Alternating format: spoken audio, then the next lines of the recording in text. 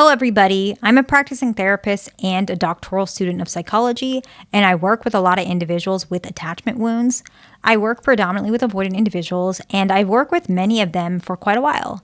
And so I have watched some of my patients go from not wanting to commit to getting there to actually committing and getting married, which is wonderful. It's awesome for them, right?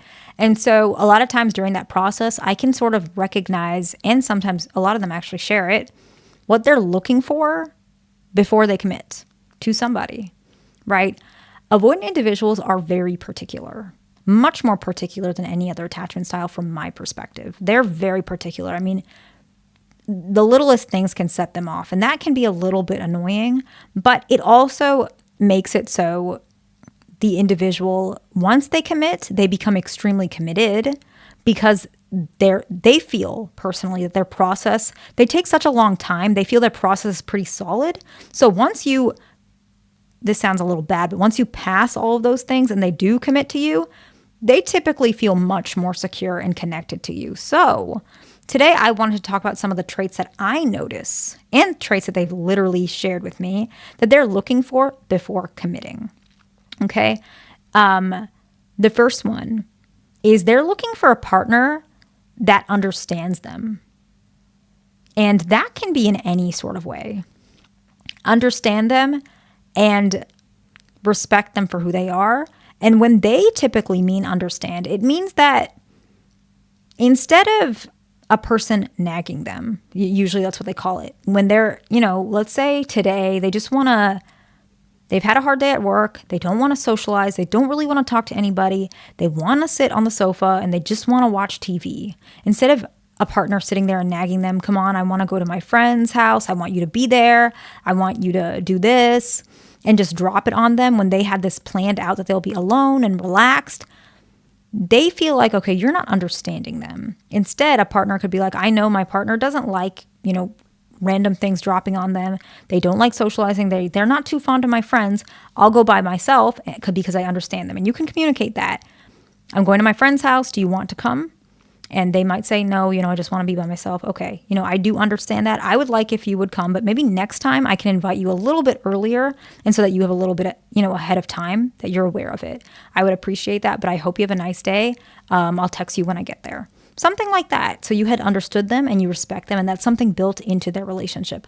Avoidant individuals really, this means a lot to them.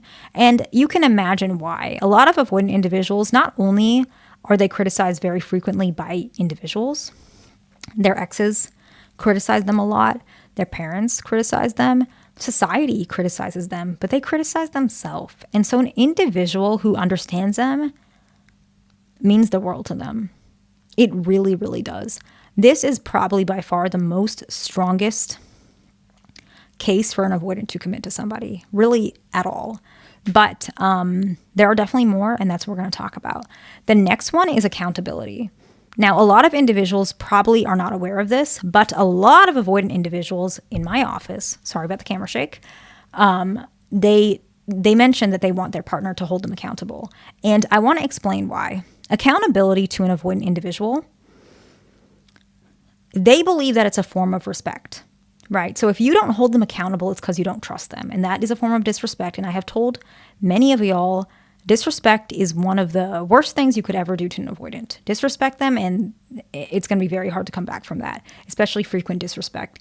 So holding them accountable is a form of respect. However, overstepping can also be a form of disrespect. So let's talk about how accountability works, particularly for avoidance, because as we know, avoidant individuals are very particular.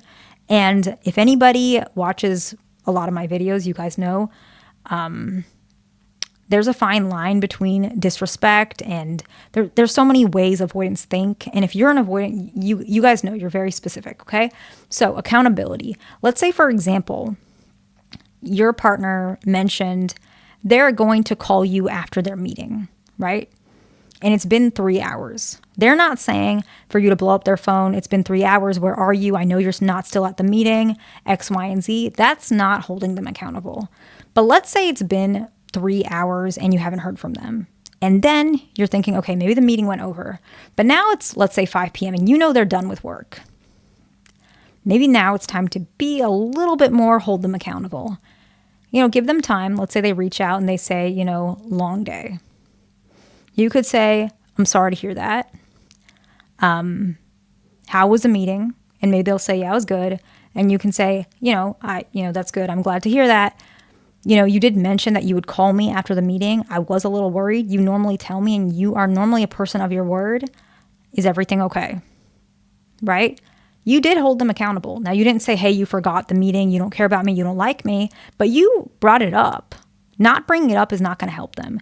A lot of avoidants actually appreciate accountability, even if they don't act like it or react poorly.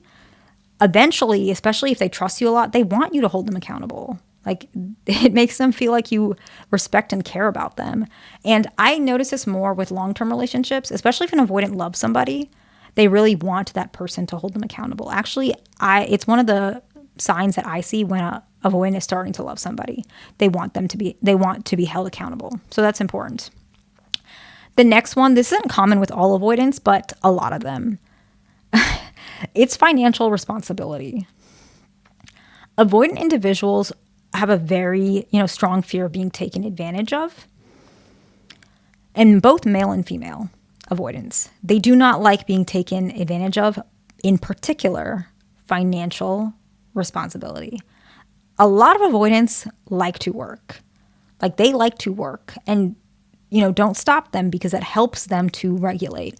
A lot of avoidant individuals, even if they look stressed and busy, never expect them to stop working, typically, not never.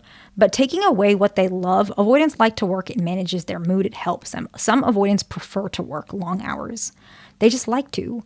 And, that's a conversation for another day. That is unhealthy, but we'll talk about that in another video. But avoidant individuals, a lot of them like to save money. Sometimes a lot of them have a lot of money. They might not act like it. A lot of avoidants don't like spending money. So they might be, very financially well off, and they're driving a little Honda that is from 2012, right? And I think that's a good trait. I like that. But it's important to recognize that they don't want a partner they don't need you to be, as well off as they may be. And not all avoidants are like this. But typically they want to make sure that you're financially responsible as well. And so that so they're not being taken advantage of. Avoidants are scared of being taken advantage of. And that's a big barrier between why they don't want to commit. And so if they have a partner that's financially responsible, they feel much more safe and willing to commit. A lot of avoidants look at this before marriage, okay? The next one is emotional safety. They feel like they can show their emotions without being judged, that you're not going to, in their mind, make fun of them, that you're not going to hang up on them if they're telling you something on the phone, that you're not going to change the subject, that you're not going to hold it over their head if they said, I've been struggling with X, Y, and Z. Sometimes I struggle with, I don't know, some substance use, whatever it is, and they opened that to you, and then you hold that over their head when you guys are fighting. That's going to break their heart. I mean, they may never open up to you again. Avoidants are very specific. So just be careful. I mean, never is a bit of a strong word, but it's going to take a long time for you to heal and bond again. And so please remember, making it a safe emotional space is a very strong precursor to an avoidant committing. So it's very important. So of course, if you want your partner to be more comfortable committing, these things are, great ways to implement in your relationship. Okay.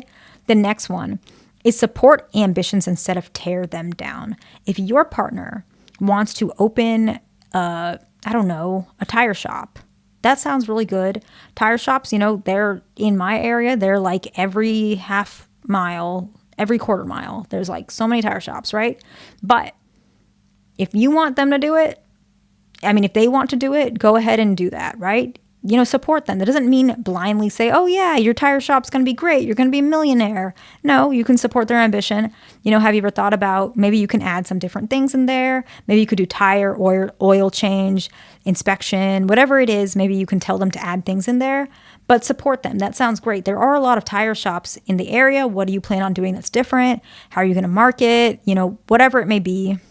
What building are you going to buy? How are you going to get the money? Whatever it may be, but you still want to support them. You don't want to crush their dream. You can still manage whatever they're feeling. You don't want to get your partner into situation where they're going to, hurt themselves financially, but you want to support their ambitions. And avoidants like to see that you support them, because in a marriage, especially how avoidants perceive it, they want to be able to be ambitious. Avoidant individuals like to be ambitious. And so if you're not able to support them, the relationship's not going to work, because that's part of who they are, right? And the last one is a calm demeanor when the avoidant individual is triggered. Just like anxious individuals, they want somebody who can reassure them. Avoidant individuals want some form of reassurance too. And I made a video on that a couple days ago. But they want somebody who can remain calm when they're having their emotions too. Avoidant individuals crash out too. And they want you to be able to be sturdy and not be triggered when they're doing so. They will really respect and like that. They love that, right? And so that's some of the things that they're looking for when they're committing.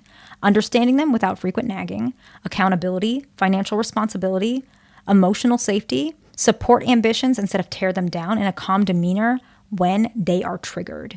I hope that makes sense. Please subscribe, like, and I'll see you in the next one.